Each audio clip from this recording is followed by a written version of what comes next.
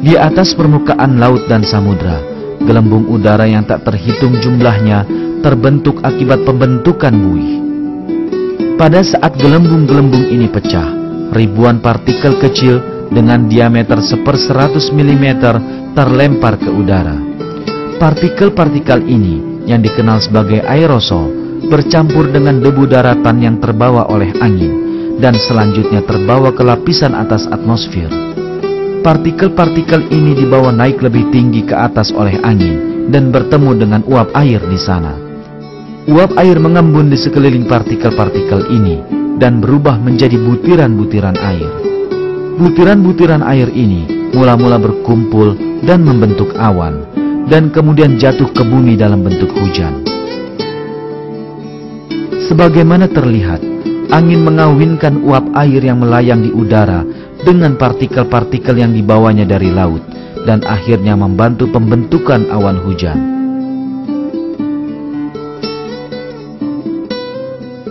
Apabila angin tidak memiliki sifat ini, butiran-butiran air di atmosfer bagian atas tidak akan pernah terbentuk, dan hujan pun tidak akan terjadi. Hal terpenting di sini adalah bahwa peran utama dari angin dalam pembentukan hujan telah dinyatakan berabad-abad yang lalu dalam sebuah ayat Al-Quran, pada saat orang hanya mengetahui sedikit saja tentang fenomena alam.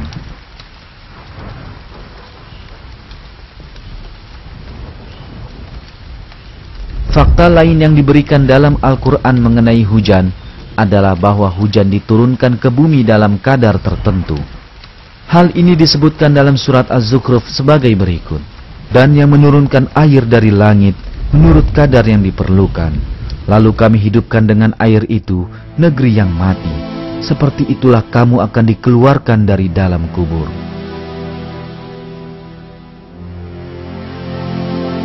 Kadar dalam hujan ini pun sekali lagi telah ditemukan melalui penelitian modern. Diperkirakan dalam 1 detik, sekitar 16 juta ton air menguap dari bumi. Angka ini menghasilkan 513 triliun ton air per tahun. Angka ini ternyata sama dengan jumlah hujan yang jatuh ke bumi dalam 1 tahun. Hal ini berarti air senantiasa berputar dalam suatu siklus yang seimbang menurut ukuran atau kadar tertentu. Kehidupan di bumi bergantung pada siklus air ini. Bahkan sekalipun manusia menggunakan semua teknologi yang ada di bumi ini, mereka tidak akan mampu membuat siklus seperti ini. Bahkan satu penyimpangan kecil saja dari jumlah ini akan segera mengakibatkan ketidakseimbangan ekologi yang mampu mengakhiri kehidupan di bumi. Namun, hal ini tidak pernah terjadi, dan hujan senantiasa turun setiap tahun dalam jumlah yang benar-benar sama seperti dinyatakan dalam Al-Quran.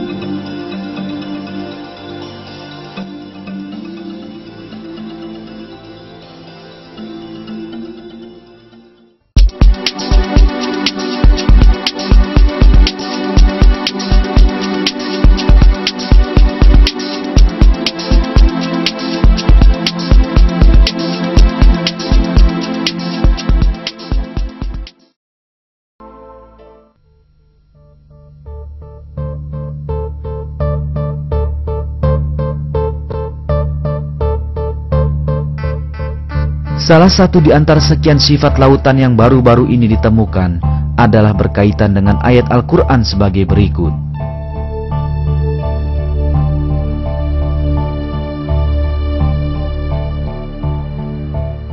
Dia membiarkan 2 lautan mengalir, yang keduanya kemudian bertemu.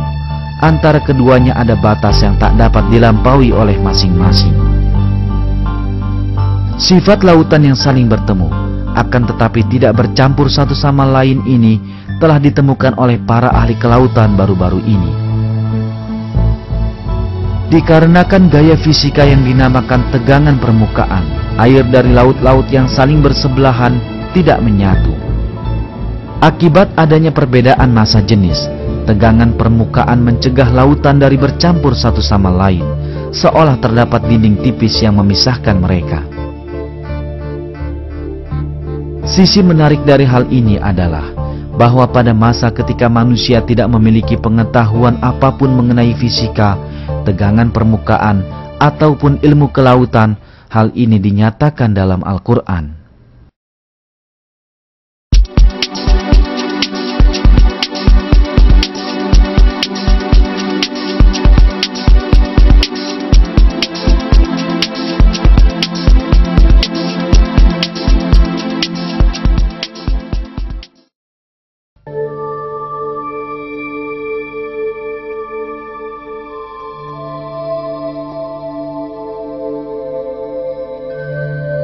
Hingga beberapa waktu yang lalu, diyakini bahwa jenis kelamin bayi ditentukan oleh sel ibunya.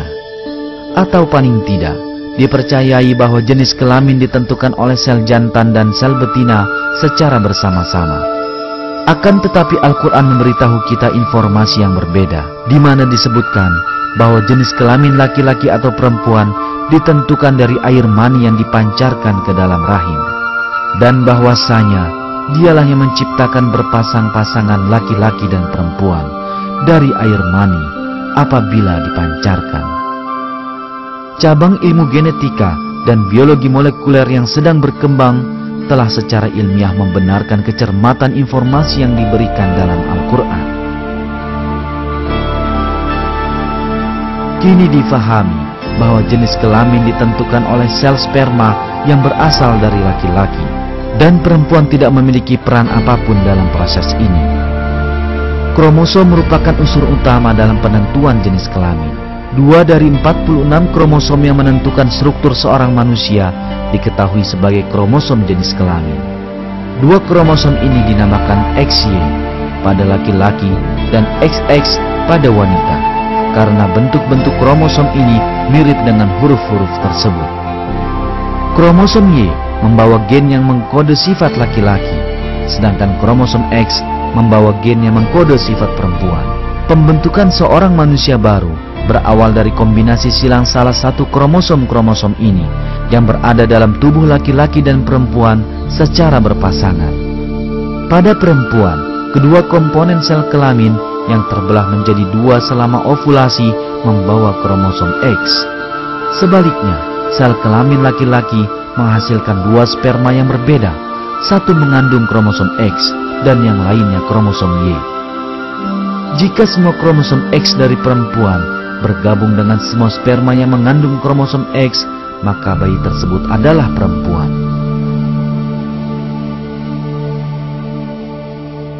Jika ia bergabung dengan sperma yang mengandung kromosom Y, maka bayi tersebut adalah laki-laki.